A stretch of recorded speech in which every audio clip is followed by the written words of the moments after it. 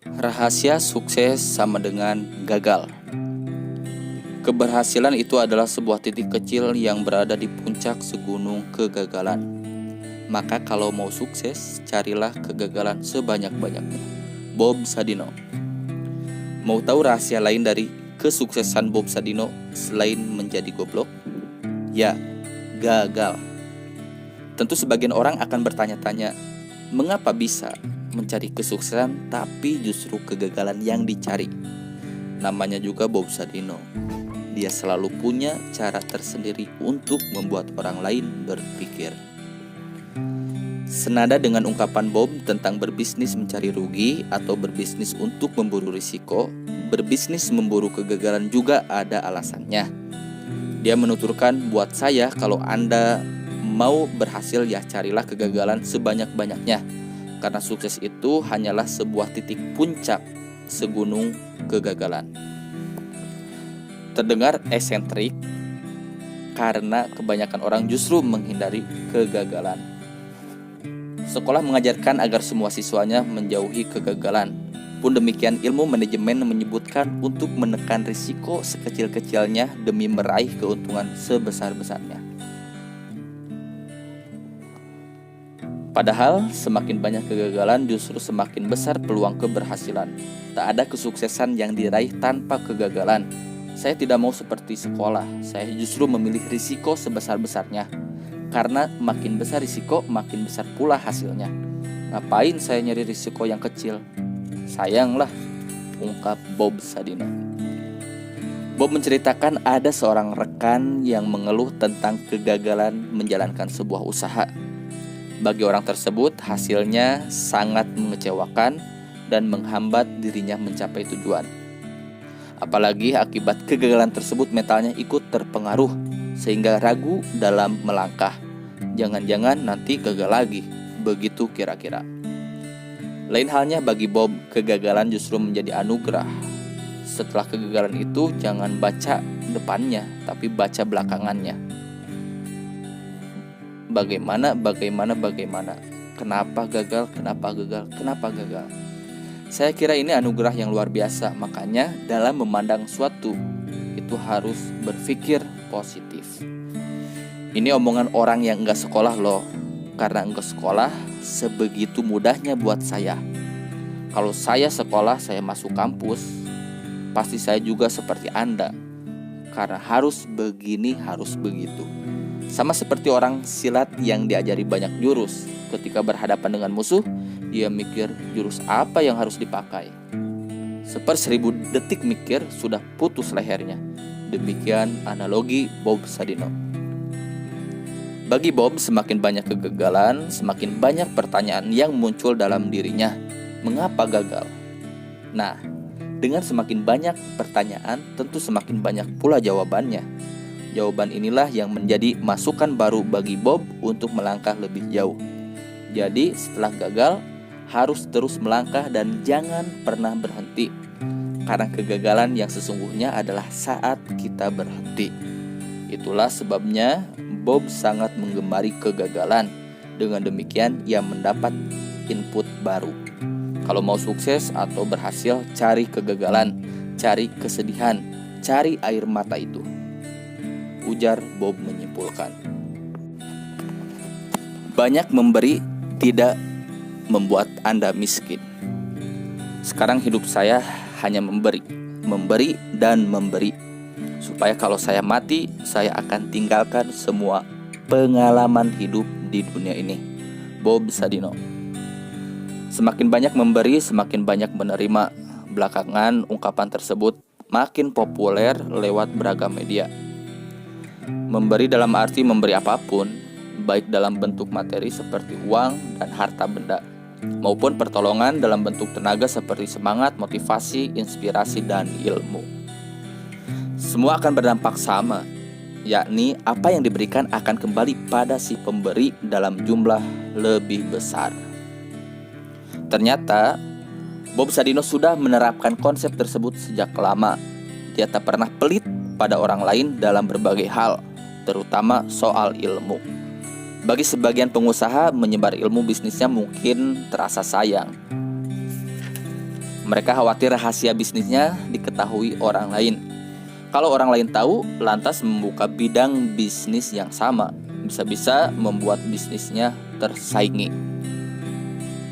Tidak demikian cara berpikir Bob Sadino. Dia justru menyebarkan semua ilmu bisnisnya pada sebanyak mungkin orang.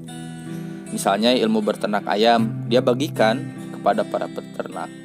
Kemudian ilmu bercocok tanam, dia bagikan juga pada ribuan petani. Semua ilmunya tidak ditelan sendirian, melainkan dia hamburkan ke banyak orang. Menurutnya, semakin banyak berbagi ilmu, semakin bagus buat dia. Kalau saya membagi ilmu pada orang lain, lalu orang lain itu menjadi lebih pintar dari kita, wah, itu sangat bagus. Kita pun jadi terpacu untuk menjadi lebih pintar lagi. Tutur Bob menjelaskan konsep berbagi ilmu. Itu sebabnya semasa hidupnya dulu, Bob mempersilahkan siapa saja yang ingin belajar ilmu peternakan, perkebunan, sayuran, atau daging olahan untuk datang padanya. Dia akan melayani setiap orang yang bersungguh-sungguh ingin menggali ilmunya. Meski demikian, dia pun tahu siapa yang serius ingin belajar dan siapa yang tidak. Sejumlah orang telah merasakan bagaimana mendapat limpahan ilmu dari seorang Bob Sadino. Dia akan terus mengalirkan ilmunya, meski harus menghadapi orang semalaman suntuk. Bagi dia, tidak masalah. Jelas, aliran ilmu Bob tidak seperti sampai di situ. Masih banyak ragam dan macamnya, bahkan tidak berhenti sampai di situ saja. Banyak pihak yang turut mengundangnya sebagai pembicara, praktisi maupun dosen kuliah umum di kampus-kampus. Bob selalu bersedia memenuhi undangan tersebut selama waktunya sesuai. Dia pun tak pernah mempermasalahkan bayaran atau honor, seperti yang diminta sejumlah pembicara lain yang memang menjadikan pembicara sebagai profesi. Maka janganlah heran ketika Bob telah melewati usia 70 tahun pun dia tetap aktif menjadi pembicara di mana-mana di seluruh Indonesia. Dia terus memegang teguh prinsip jangan pelit membagi ilmu hingga akhir hayatnya. Mengkosongkan gelas. Semakin goblok seseorang, akan kian banyak ilmu yang diperolehnya. Saya mengoblokkan diri sendiri terlebih dahulu sebelum mengoblokkan orang lain. Bob Sadino. Setelah sekian banyak membaca kisah-kisah dalam perjalanan hidup Bob, Anda tentu mengenal kepribadiannya sebagai sosok yang gemar melontarkan kata-kata goblok, bukan? Seperti biasa di balik sikap dan perkataannya yang kontroversial, Bob Sadino selalu memiliki alasan dan tujuan. Kali ini, apa alasannya mengumbar kata goblok? Sekarang mulai dengan sebuah pertanyaan. Apakah Anda mau belajar lebih banyak kepada sosok Bob Sadino? Ataukah Anda ingin memperoleh ilmu dari siapa saja? Jika Anda yakin ingin menyerap sebanyak mungkin ilmu dari pengalaman Bob Sadino atau siapapun, maka Anda mesti mengosongkan seluruh gelas ilmu. Dengan kata lain, Anda harus menggoblokkan diri sendiri terlebih dahulu, serta jangan pernah menjadi sosok sok tahu. Begitu Anda mulai sok tahu, maka ilmu yang mengalir dari Bob Sadino atau siapa saja akan tumpah, menggelek, sehingga tidak tertampung di gelas ilmu Anda.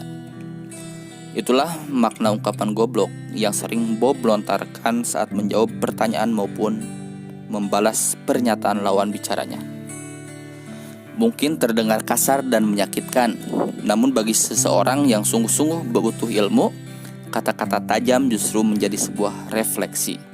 Apa iya saya goblok? Masa sih saya goblok? Mungkin Bob Sadino aja yang goblok. Baru pernah nih saya digoblok-goblokkan orang. Mungkin reaksi seperti itulah yang kerap muncul di benak sebagian orang, tapi bukan itu inti dari kata-kata tersebut. Bob bermaksud mengajak lawan bicaranya agar selalu merasa goblok saat belajar dari orang lain, karena semakin goblok seseorang, semakin banyak ilmu yang dia peroleh. Inilah yang dilakukan Bob dalam setiap kesempatan.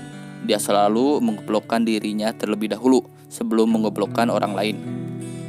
Sebab dia yakin bila gelas sama-sama kosong, akan semakin banyak ilmu yang ditampung kedua belah pihak.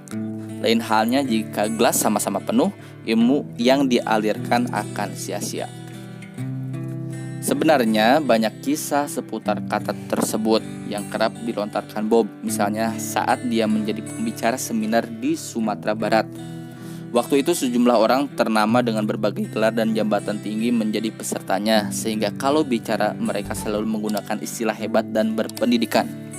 Namun di mata Bob, orang-orang tersebut justru menampakkan kebodohan di bidang kewirausahaan. Maka dengan ganas mengucurlah sederet kata goblok yang ditujukan untuk mereka.